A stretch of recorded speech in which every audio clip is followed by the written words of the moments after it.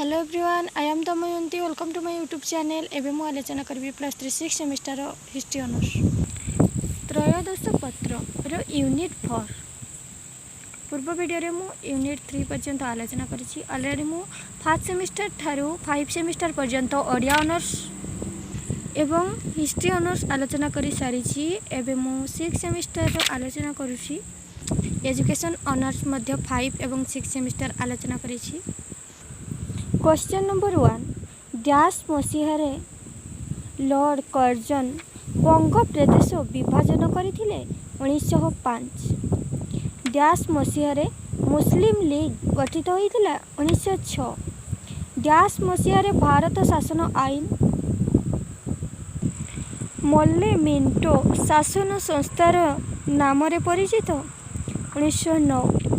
Dash मसीहारे Mohammad Ali Jinnah मुस्लिम league सभापति हेले 1920। 1940 रे डैश तांकर प्रसिद्ध पाकिस्तान प्रस्ताव आगत कले मोहम्मद अली जिन्ना। 1993 ख्रीष्टाब्द रे मुस्लिम डैश मुसलमान निरापत्ता परिषद गठन करथिले बेक।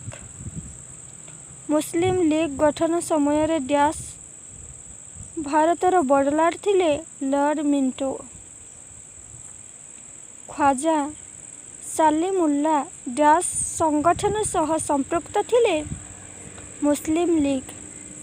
डैश मुस्लिम लीग रो प्रतिष्ठाता थिले ख्वाजा सालिमुल्ला। डैश मसीहारे प्रत्यक्ष कार्य विशद डैश मसीहारे प्रत्येक कार्य दिवस पालन करा जाइथिला 1946। हिंदू महासभा डैश मसीहारे गठित होइतिला 1915। हिंदू महासभार प्रतिष्ठाता थिले पंडित मदन मोहन मालव्य। हिंदू महासभार मुख्य कार्यालय डैश ठारे स्थापित होइतिला हरिद्वार। विनायक दामोदर सावरकर डैश संगठन सह संपृक्त हिंदू महासभा। भारत स्वाधीनता आईन डैश मसीहारे प्रणीत होइतिला 1947। डैश भारतर विभाजनर मानचित्र तैयारी करथिले सर सिरिल रेडक्लिफ। डैश मसीहारे भारतर बड़लाट रूपे पदार्पण करथिले माउंट बैटेन 1947। डैश संविधान प्रणयन सभार स्थायी सभापति रूपे नियुक्ति होइतिले डॉक्टर राजेंद्र प्रसाद। डैश मसीहारे भारतर संविधान स्वीकृति लाभ करथिला 1950। भारत संविधान डैश भागरे राष्ट्र पाई केतेक मौलिक निर्देश दिया जाइछि। चतुर्थ, क्यों बड़लाट को बंग विभाजन रे सांप्रदायिकता विष मंजी बुना जाइथिला लॉर्ड कर्जन। केबे निखिल भारतीय मुस्लिम लीग गठित होइतिला डिसेंबर 30, 1906। क्यों मसीहार भारत शासन आईन रे मुस्लिम मानंक पाई पृथक निर्वाचन प्रथा प्रचलन करागला 1909। केबे जातीय कांग्रेस छाड़ी मोहम्मद अली जिन्ना मुस्लिम लीग रो सभापति हेले 1920। मुस्लिम लीग रो स्थापन रे क्यों बड़लाट को प्रच्छन्न भूमिका थिला लॉर्ड मिंटो। हिंदू मानंकर क्यों संगठनर सह मदन मोहन मालव्य संपृक्त थिले हिंदू महासभा। इंग्लैंडर क्यों प्रधानमंत्री भारत को कैबिनेट मिशन प्रेरण करथिले क्लीमेंट आटली। भारतर स्वाधीनता बिल केबे आईन परिणत होइतिला 18 जुलाई 1947। केबे संविधान प्रणयन सभा गठन पाई निर्वाचन हैला 1946। संविधान प्रणयन सभार प्रथम बैठक केउंठारे अनुष्ठित होइतिला? दिल्ली। संविधान प्रणयन सभा द्वारा प्रस्तुत आभिमुख्य केबे गृहीत होइतिला? 1947 ଜାନୁଆରୀ 22। संविधान सभा द्वारा गठित चिठा कमिटीर अध्यक्ष किए? डॉक्टर भीमराव आंबेडकर। भारतर केउं राष्ट्रपति द्वारा भारतर संविधान गृहीत होइतिला? डॉक्टर राजेंद्र प्रसाद। भारतर संविधानर केउं धारारे संविधान संशोधन प्रणयन प्रणाली उल्लेखित अछि? 368। दुईटी बा तीनोटी वाक्य बड़लाट लॉर्ड मिंटो किपरि भेदनीति प्रयोग करी सांप्रदायिकता सृष्टि करिबा पाई उद्यम करथिले? लॉर्ड कर्जनकर बंग विभाजन विरोध रे भारत रे जातीयतार विकास देखि ब्रिटिश सरकार चिंतित थिले। जातीयतार गति रोध करिबा पाई सेमाने शेषरे भेदनीति प्रयोग कले, जहा सांप्रदायिकता को तोरण जगाइथिला। कर्जनक परे जेउ बड़लाट आसिले तांकर नाम थिला लॉर्ड मिंटो। 1909 मसीहार भारत शासन आईन किपरि सांप्रदायिकता सृष्टि करिबारे सक्षम होइथिला? 1909 मसीहार भारत शासन आईन मुस्लिम मानक पाई पृथक निर्वाचन प्रथा प्रचलन करागला।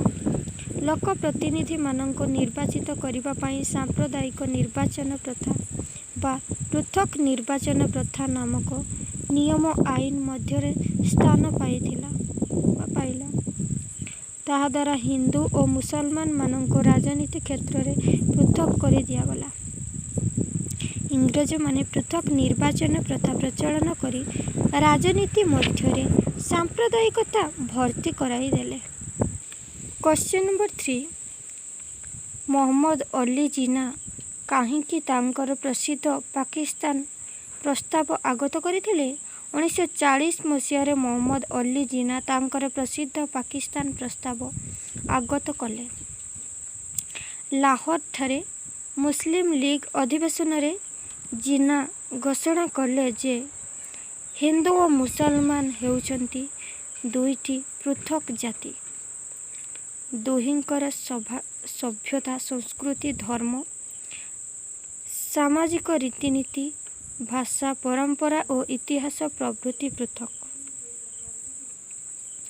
मोहम्मद अली जिन्नाଙ୍କ प्रत्येक कार्यानुष्ठानर घोषणा किपरि सांप्रदायिक हिंसाकांड सृष्टि करिथिला? कैबिनेट मिशन योजना रे नेहरू रिपोर्ट कौन? 1928 मसीहा अगस्ट मासरे कलिकता ठारे एक सर्वदलीय सम्मेलन द्वारा मोतीलाल नेहरू द्वारा प्रस्तुत नेहरू रिपोर्ट गृहीत होइथिला। हिंदू महासभा कौन? मुसलमान मानक मुस्लिम लीग परी हिंदू मानक हिंदू महासभा थिला एक सांप्रदायिक संगठन। मुस्लिम लीग को समाहार रे रखिबा निमंते हिंदू महासभा जन्म नेला।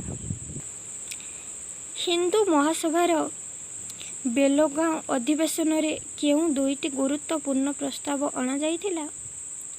1924 रे बेलगांव अधिवेशन रे हिंदू महासभा द्वारा दुईटी गुरुत्वपूर्ण प्रस्ताव अणा जाइथिला।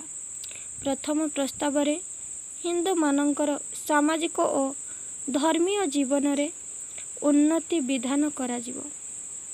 महासभार विशिष्ट नेता मुंजी मध्य राजनैतिक अधिकार सुरक्षित रखिबा पाई समग्र भारत रे हिंदू महासभा आरंभ करिबा निमित्त आह्वान देले। हिंदू महासभा रे भिरी सावरकरଙ୍କ भूमिका कौन? 1938 मसीहा ठारू वर्ष पर वर्ष विप्लवी नेता विनायक दामोदर सावरकर हिंदू महासभार ସଭାପତି ଭାବେ ନିର୍ବାଚିତ ହୋଇଥିଲେ। ମୁସଲିମ ଲିଗ୍ ପରି ମହାସଭାକୁ ଏକ ରାଜନୈତିକ ଓ ସାମ୍ପ୍ରଦାୟିକ ସଂସ୍ଥା ରୂପେ ସେ ବିକାଶ ଘଟାଇଲେ। ସବରକରଙ୍କ ଖୋଲା ବକ୍ତୃତା ମୁସଲମାନଙ୍କୁ କେବଳ ଭୟଭୀତ କରୁନଥିଲା, ଉତ୍ତେଜିତ ମଧ୍ୟ କରୁଥିଲା। କେବେ ଏବଂ କିଏ ଭାରତକୁ କ୍ୟାବିନେଟ୍ ମିଶନରେ ପ୍ରେରଣ କରିଥିଲେ? ଭାରତକୁ ସ୍ୱାଧୀନତା ପ୍ରଦାନ କରିବା ପାଇଁ ଇଂଲଣ୍ଡର ପ୍ରଧାନମନ୍ତ୍ରୀ କ୍ଲିମେଣ୍ଟ ଅଟଲି ଭାରତକୁ କ୍ୟାବିନେଟ୍ ମିଶନ ପ୍ରେରଣ କରିଥିଲେ। ମୁସଲିମ ଲିଗ୍ର ପ୍ରତିଷ୍ଠାତା କଂଗ୍ରେସକୁ ବାଧା ଦେବା, ମୁସଲିମ ଲିଗ୍ମାନଙ୍କର ସ୍ୱାର୍ଥ ରକ୍ଷା କରିବା ଏବଂ ଅଧିକ ସାମ୍ବିଧାନିକ ସଂସ୍କାର ପାଇବାକୁ ମୁସଲିମ ନେତାମାନେ ଏକ କେନ୍ଦ୍ରୀୟ ସଂଗଠନ ଗଢ଼ିବାକୁ ଚାହିଁଲେ। ଢାକାର ନବାବ ସାଲିମୁଲ୍ଲାହ କେନ୍ଦ୍ରୀୟ ସଂଗଠନ ଗଠନ ଉପରେ ପ୍ରସ୍ତାବ ଦେଲେ। ତାଙ୍କ ମତରେ ଏହି ସଂଗଠନ ଦ୍ୱାରା ମୁସଲିମମାନଙ୍କର ସ୍ୱାର୍ଥ ଓ ଅଧିକାର ସୁରକ୍ଷିତ ହେବ ଏବଂ ଆଞ୍ଚଳିକ ସ୍ତରରେ ଗଢ଼ି ଉଠିବା ମୁସଲିମମାନ ସଂସ୍ଥାଗୁଡ଼ିକ ମଧ୍ୟରେ ସମନ୍ୱୟର ରକ୍ଷା କରିବେ। ସଂଗଠନର ଲକ୍ଷ୍ୟ ହେବ ଇଂରେଜମାନଙ୍କୁ ସମର୍ଥନ ଜଣାଇବା, କଂଗ୍ରେସର ପ୍ରଭାବ କ୍ଷୁଣ୍ଣ କରିବା ଓ ମୁସଲମାନ ଯୁବକମାନଙ୍କୁ ରାଜନୀତିରେ ଭାଗ ନେବା ପାଇଁ ସୁଯୋଗ ସୃଷ୍ଟି କରିବା, ଯାହା ଫଳରେ ସେମାନେ ଜାତୀୟ କଂଗ୍ରେସରେ ଯୋଗଦେବା କାର୍ଯ୍ୟରୁ ନିବୃତ୍ତ ହେବେ।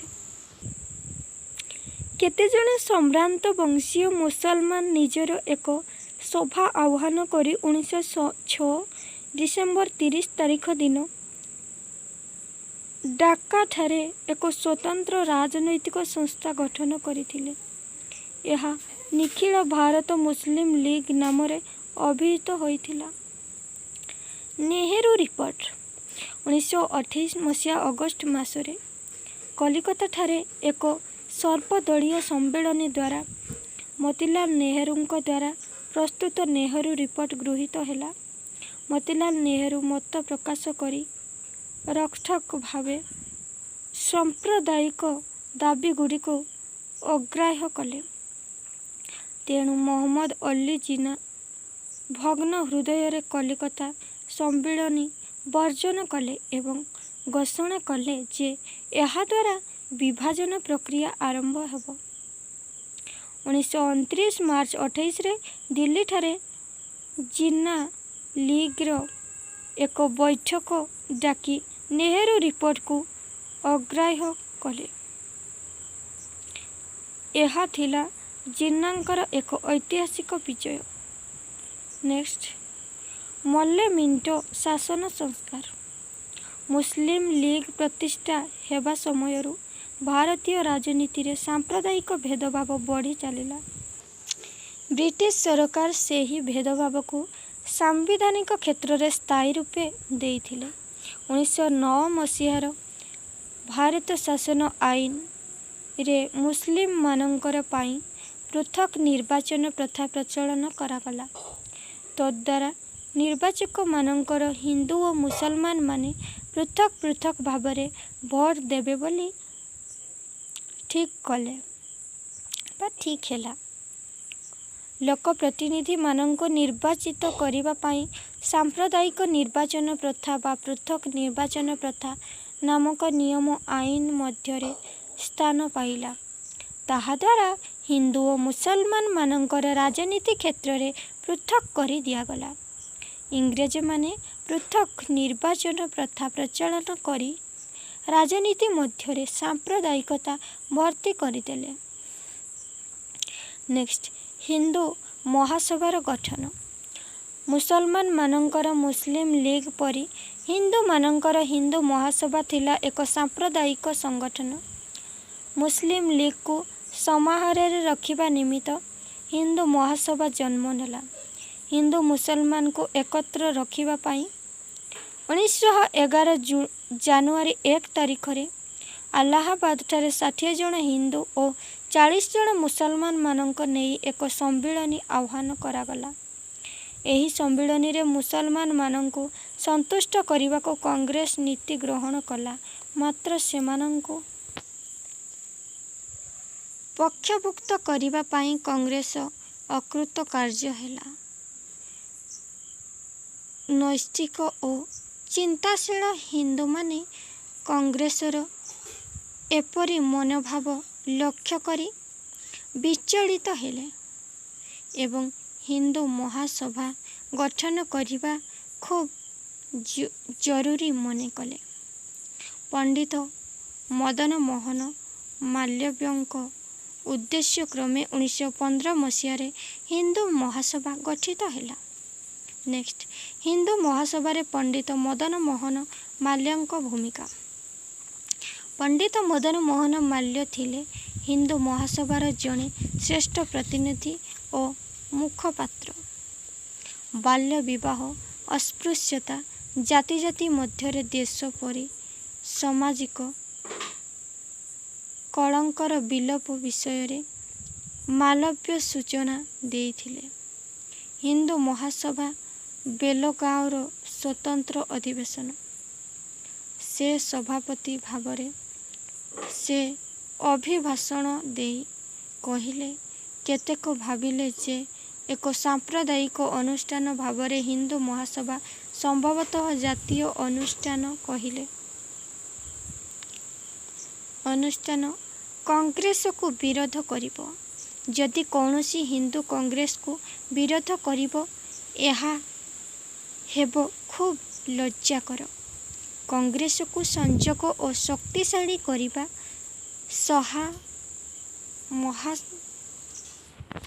ମହାସଭାର ଲକ୍ଷ୍ୟ। ସେ ମଧ୍ୟ କହିଲେ ଯେ ମୁସଲମାନମାନଙ୍କ ପରି ହିନ୍ଦୁମାନେ ସେମାନଙ୍କ ସଂସ୍କୃତିକୁ ସଂରକ୍ଷଣ ଓ ଜନପ୍ରିୟ କରିବା ଉଚିତ। ନେକ୍ସଟ, ମାଉଣ୍ଟ ବ୍ୟାଟେନଙ୍କ ଯୋଜନା। 24 ମାର୍ଚ୍ଚ 1947ରେ ଭାରତର ବଡ଼ଲାଟ ରୂପେ କାର୍ଯ୍ୟଭାର ଗ୍ରହଣ କରିଥିଲେ ଲର୍ଡ ମାଉଣ୍ଟ ବ୍ୟାଟେନ। ସେ କଂଗ୍ରେସ ଏବଂ ମୁସଲିମ ଲିଗର ନେତାମାନଙ୍କ ସହିତ ଆଲୋଚନା ଆରମ୍ଭ କଲେ। ଜିନ୍ନା ନିଜର ପୂର୍ବକଳ୍ପିତ ବିଶାଳ ପାକିସ୍ତାନ ଦାବି କରି ବସିଲେ। ମୌଲାନା ଆବୁଲ କାଲାମ ଆଜାଦ ଏହାକୁ ବିରୋଧ କରିଥିଲେ। ସର୍ଦ୍ଦାର ବଲ୍ଲଭଭାଇ ପଟେଲ, ପଣ୍ଡିତ ନେହେରୁ ଏବଂ ଅନ୍ୟମାନେ ଏହାର ବିରୋଧ କରିଥିଲେ। ମାଉଣ୍ଟ ବ୍ୟାଟେନ କଂଗ୍ରେସ ନେତାମାନଙ୍କୁ ବୁଝାଇଥିଲେ ଯେ ଭାରତ ବିଭାଜନ ଅବିସମ୍ଭାବ୍ୟ, ତେଣୁ ସେ ଏକ ବୈଠକ ଆହ୍ୱାନ କରିଥିଲେ। ଏହି ବୈଠକରେ ପଟେଲ, ନେହେରୁ ଏବଂ ଆର୍ଯ୍ୟ ଜେ ବି କୃପାଳିନୀ ଆଦି ନେତାମାନେ କଂଗ୍ରେସର ପ୍ରତିନିଧିତ୍ୱ କରିଥିଲା ବେଳେ ମୁସଲିମ ଲିଗ୍ ପକ୍ଷରୁ ମହମ୍ମଦ ଅଲି ଜିନ୍ନା ଏବଂ ଲିୟାକତ୍ ଅଲି ଖାଁ ଆଦି ଯୋଗ ଦେଇଥିଲେ। ନେକ୍ସଟ, ଭାରତ ସ୍ୱାଧୀନତା ଆଇନ 1947। ଲର୍ଡ ମାଉଣ୍ଟ ବ୍ୟାଟେନ ଦ୍ୱାରା ପ୍ରସ୍ତୁତ ଭାରତ ସ୍ୱାଧୀନତା ବିଲ୍ ଜୁଲାଇ 1947ରେ ବ୍ରିଟିଶ ପାର୍ଲିଆମେଣ୍ଟରେ ଆଗତ ହୋଇଥିଲା।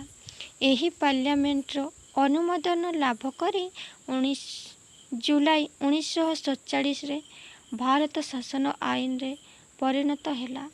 ଏହି ଆଇନର କେତୋଟି ଗୁରୁତ୍ୱପୂର୍ଣ୍ଣ ଅଙ୍ଗ ଥିଲା ନିମ୍ନ ପ୍ରକାରର। 15 ଅଗଷ୍ଟ 1947ରେ ଭାରତ ଏବଂ ପାକିସ୍ତାନ ନାମରେ ଦୁଇଟି ସ୍ୱାଧୀନ ରାଷ୍ଟ୍ର ଗଠିତ ହେବ ଏବଂ ପୂର୍ବରୁ ବ୍ରିଟିଶ ପାର୍ଲିଆମେଣ୍ଟ ଉପଭୋଗ କରୁଥିବା ସମସ୍ତ କ୍ଷମତା ଏହି ରାଷ୍ଟ୍ର ଦୁଇଟିକୁ ହସ୍ତାନ୍ତର କରାଯିବ। ପରେ 15 ଅଗଷ୍ଟ 1947ରେ ଭାରତ ଏବଂ ପାକିସ୍ତାନ ନାମରେ ଦୁଇଟି ସ୍ୱାଧୀନ ରାଷ୍ଟ୍ର ଗଠିତ ହେବ ଏବଂ ପୂର୍ବ ବ୍ରିଟିଶ ପାର୍ଲିଆମେଣ୍ଟ ଉପଭୋଗ କରୁଥିବା ସମସ୍ତ କ୍ଷମତା ଏହି ରାଷ୍ଟ୍ର ଦୁଇଟିକୁ ହସ୍ତାନ୍ତର କରାଯିବ। 2ରେ ଦୁଇ ରାଷ୍ଟ୍ର ସୀମା ନିର୍ଦ୍ଧାରିତ ହେବ। 3ରେ ପ୍ରତ୍ୟେକ ରାଷ୍ଟ୍ର ପାଇଁ ପୃଥକ ପୃଥକ ସମ୍ବିଧାନ ଗଠନ କରାଯିବ। ନେକ୍ସଟ, ପୂର୍ବବଙ୍ଗ, ପଶ୍ଚିମ ପଞ୍ଜାବ, ସିନ୍ଧୁ ପ୍ରଦେଶ ଏବଂ ଉତ୍ତର ପଶ୍ଚିମ ସୀମାନ୍ତ ପାକିସ୍ତାନ ସହିତ ମିଶିବ। ନେକ୍ସଟ, ପୂର୍ବରୁ ଇଂଲଣ୍ଡ ରାଜାଙ୍କୁ ଦିଆଯାଇଥିବା ଭାରତର ସମ୍ରାଟ ପଦବୀକୁ ଉଚ୍ଛେଦ କରି ଦିଆଯିବ।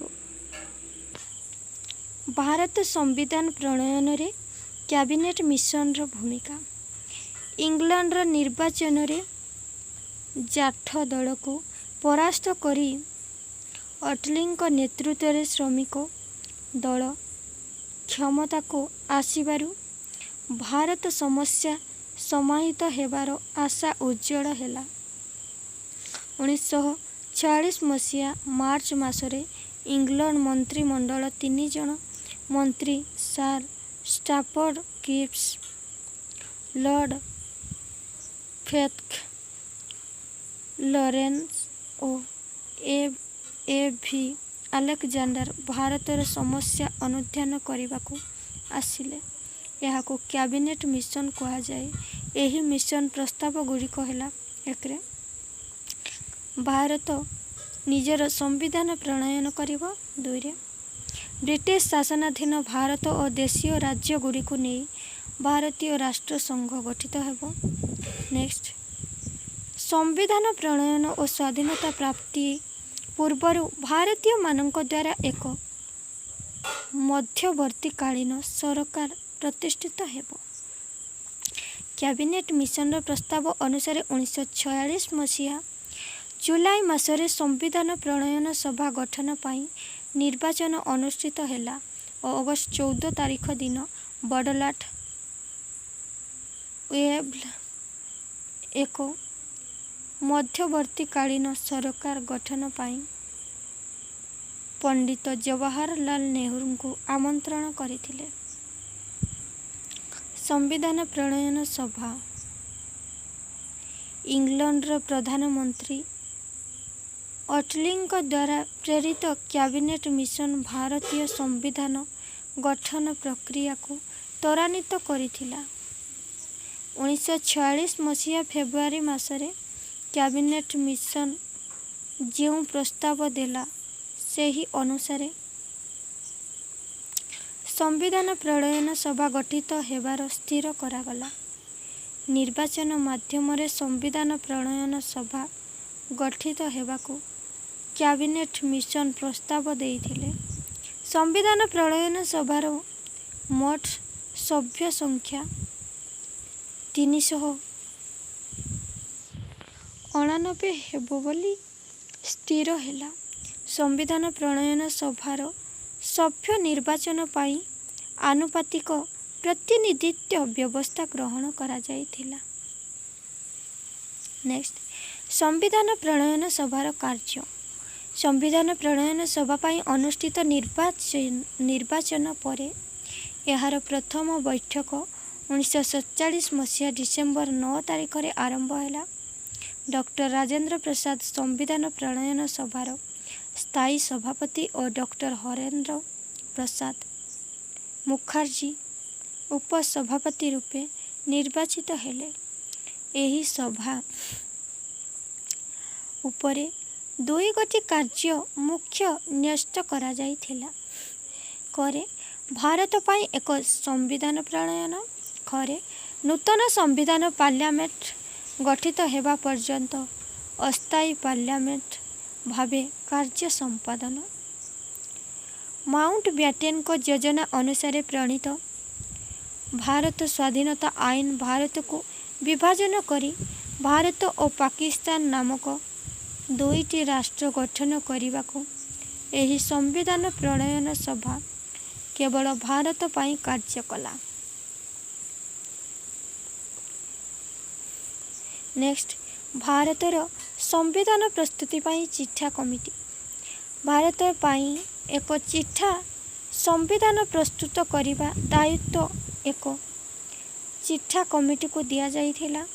ଏହି କମିଟିର ଦାୟିତ୍ୱ ଗୁରୁତ୍ୱପୂର୍ଣ୍ଣ ଥିବାରୁ ଏଥିରେ ବିଶିଷ୍ଟ ବିଦ୍ୱାନ ତଥା ଅଭିଜ୍ଞ ସମ୍ବିଧାନବିତ୍ଙ୍କୁ ସଭ୍ୟ ଭାବେ ନିଆଯାଇଥିଲା। ଡକ୍ଟର ଭୀମରାଓ ଆମ୍ବେଦକର ଏହି କମିଟିର ଅଧ୍ୟକ୍ଷ ଥିଲେ। ତାଙ୍କ ବ୍ୟତୀତ ଏନ୍ ଗୋପାଳ ସ୍ୱାମୀ, ଆୟ୍ୟାଙ୍ଗର କୃଷ୍ଣସ୍ୱାମୀ ଇତ୍ୟାଦି ଚିଠା କମିଟିର ସଭ୍ୟ ଥିଲେ। ଶ୍ରୀଯୁକ୍ତ ବି.ଏନ୍. ରାଓ ସମ୍ବିଧାନ ପରାମର୍ଶଦାତା ଭାବେ ଏମାନଙ୍କୁ ସହାୟକ କରୁଥିଲେ। ନେକ୍ସଟ, ସମ୍ବିଧାନ ପ୍ରଣୟନ ସଭା ପାଇଁ ଆଭିମୁଖ୍ୟ ପ୍ରସ୍ତାବ। ସମ୍ବିଧାନ ପ୍ରଣୟନ ସଭା କାର୍ଯ୍ୟ ଆରମ୍ଭ କରିବା ପରେ 1946 ମସିହା ଡିସେମ୍ବର 13 ତାରିଖ ଦିନ ପଣ୍ଡିତ ଜବାହରଲାଲ ନେହେରୁ ଏକ ଆଭିମୁଖ୍ୟ ପ୍ରସ୍ତାବ ଆଗତ କଲେ, ଯାହା 1947 ମସିହା ଜାନୁଆରୀ 22 ତାରିଖ ଦିନ ସଭାରେ ଗୃହୀତ ହେଲା। ପ୍ରଣୀତ ହେବାକୁ ଥିବା ସମ୍ବିଧାନ ଭାରତୀୟମାନଙ୍କ ଇଚ୍ଛାର ପ୍ରକୃତ ପ୍ରତିଫଳନ ଆଣିବା ପାଇଁ ଓ ସଭ୍ୟମାନଙ୍କ ଉପରେ ନ୍ୟସ୍ତ ନୈତିକ ଦାୟିତ୍ୱର ଉଚିତ ସମ୍ପାଦନ ପାଇଁ ଏହା ଥିଲା ଏକ ସଂକଳ୍ପ। ଆଭିମୁଖ୍ୟ ପ୍ରସ୍ତାବ ଅନୁଯାୟୀ ଭାରତକୁ ଏକ ସ୍ୱାଧୀନ ସାର୍ବଭୌମ ସାଧାରଣତନ୍ତ୍ରରେ ପରିଣତ କରାଯିବ ଓ ଏହାର ଭବିଷ୍ୟତ ଶାସନ ପାଇଁ ଏକ ସମ୍ବିଧାନ ପ୍ରଣୟନ କରାଯିବ। ବ୍ରିଟିଶ ଶାସନାଧୀନ ଭାରତୀୟ ପ୍ରଦେଶ ଓ ଭାରତ ସହିତ ମିଶି ରହିବାକୁ ଇଚ୍ଛା କରିବା ଅଞ୍ଚଳମାନଙ୍କୁ ନେଇ ଭାରତ ଏକ ସ୍ୱାଧୀନ ସାର୍ବଭୌମ ରାଷ୍ଟ୍ରସଂଘ ହେବ। ନେକ୍ସଟ, ଭାରତ ଏକ ସାର୍ବଭୌମ ସାଧାରଣତନ୍ତ୍ର ରାଷ୍ଟ୍ର। ସମ୍ବିଧାନ ପ୍ରଣେତାମାନେ ଭାରତକୁ ଏକ ସାର୍ବଭୌମ ସାଧାରଣତନ୍ତ୍ର ରାଷ୍ଟ୍ରରେ ପରିଣତ କରିଛନ୍ତି। ଭାରତର ଭୌଗୋଳିକ ପରିସୀମା ମଧ୍ୟରେ ବାସ କରୁଥିବା ନାଗରିକ ଓ ସଂଗଠିତ ଅନୁଷ୍ଠାନଗୁଡ଼ିକ ଉପରେ ଅଖଣ୍ଡ ତଥା ନିରଙ୍କୁଶ କ୍ଷମତା ପ୍ରୟୋଗ କରିବାର ଅଧିକାର କେବଳ ଭାରତରେ ହିଁ ଅଛି। ନିଜର ଆଭ୍ୟନ୍ତରୀଣ ନୀତି ତଥା ବୈଦେଶିକ ନୀତି ନିର୍ଦ୍ଧାରଣ ଭାରତ ନିଜେ କରିଥାଏ। କୌଣସି ବିଦେଶୀ ଚାପ ଭାରତର ଆଭ୍ୟନ୍ତରୀଣ ଓ ବାହ୍ୟ ନୀତିକୁ ପ୍ରଭାବିତ କରେ ନାହିଁ। ରାଷ୍ଟ୍ରପତି ଭାରତୀୟ ସାର୍ବଭୌମତ୍ୱ ପ୍ରତୀକ ଏବଂ ଭାରତର ପାର୍ଲାମେଣ୍ଟ ସାର୍ବଭୌମ କ୍ଷମତାର ଅଧିକାରୀ। ଭାରତର ରାଜତନ୍ତ୍ରକୁ ପ୍ରତ୍ୟାଖ୍ୟାନ କରି ସାଧାରଣତନ୍ତ୍ରକୁ ଗ୍ରହଣ କରାଯାଇଛି। ଭାରତର ରାଷ୍ଟ୍ର ମୁଖ୍ୟ ରାଷ୍ଟ୍ରପତି ନାମରେ ପରିଚିତ। ନେକ୍ସଟ, ଭାରତର ଏକ ଧର୍ମନିରପେକ୍ଷ ରାଷ୍ଟ୍ର। ଭାରତରେ ବିଭିନ୍ନ ଧର୍ମର ଅସ୍ତିତ୍ୱ ଉପଲବ୍ଧି କରାଯାଇଥିଲେ ମଧ୍ୟ କୌଣସି ଧର୍ମକୁ ରାଷ୍ଟ୍ରଧର୍ମ ଭାବେ ସ୍ୱୀକୃତି ଦିଆଯାଏ ନାହିଁ। ସମ୍ବିଧାନର ପ୍ରସ୍ତାବନାରେ ଭାରତକୁ ଧର୍ମ ନିରପେକ୍ଷ ରାଷ୍ଟ୍ର ରୂପେ ଘୋଷଣା କରାଯାଇ ପ୍ରତ୍ୟେକ ନାଗରିକଙ୍କୁ ଧର୍ମ ଓ ବିଶ୍ୱାସର ସ୍ୱାଧୀନତା ଦିଆଯାଇଛି। ସମ୍ବିଧାନର 25 ଧାରାରେ ନାଗରିକଙ୍କୁ ଧର୍ମ ଗ୍ରହଣ, ପ୍ରଚାର ଓ ପ୍ରସାର ପାଇଁ ସ୍ୱାଧୀନତା ଦିଆଯାଇଛି। ଧର୍ମ ଭିତ୍ତିରେ ପାତର ଅନ୍ତର କରିବାର କୌଣସି ନୀତି ଭାରତରେ ପ୍ରଚଳିତ ନୁହେଁ। କୌଣସି ନିର୍ଦ୍ଦିଷ୍ଟ ଧର୍ମର ବିକାଶ ପାଇଁ ସ୍ୱତନ୍ତ୍ର ବ୍ୟବସ୍ଥା କିମ୍ବା ଧର୍ମ ଭିତ୍ତିରେ କୌଣସି ଅନୁଷ୍ଠାନକୁ ସରକାରୀ ସାହାଯ୍ୟରୁ ବଞ୍ଚିତ କରିବା ନୀତି ଭାରତରେ ପ୍ରଚଳିତ ନୁହେଁ। ବରଂ ଧର୍ମ ଅନୁଷ୍ଠାନ ଓ ଧର୍ମୀୟ ସମ୍ପ୍ରଦାୟ ଦ୍ୱାରା ପରିଚାଳିତ ଶିକ୍ଷାନୁଷ୍ଠାନ ସରକାର ତଥା ଆଇନ ଦୃଷ୍ଟିରେ ସମାନତା ଲାଭ କରୁଛି। ଆଜିର ଆଲୋଚନା ଏତିକିରେ ସମାପ୍ତ କରୁଛି। ମୁଁ ଗୋଟିଏ ନୂଆ ୟୁଟ୍ୟୁବ୍ ଚ୍ୟାନେଲ୍ ଖୋଲିଛି, ତା'ର ଲିଙ୍କ୍ ମୁଁ ଡେସ୍କ୍ରିପସନ୍ରେ ଦେଇଦେଇଛି, ତାକୁ ଆପଣମାନେ ସବସ୍କ୍ରାଇବ୍ କରିଦେବେ। ନମସ୍କାର।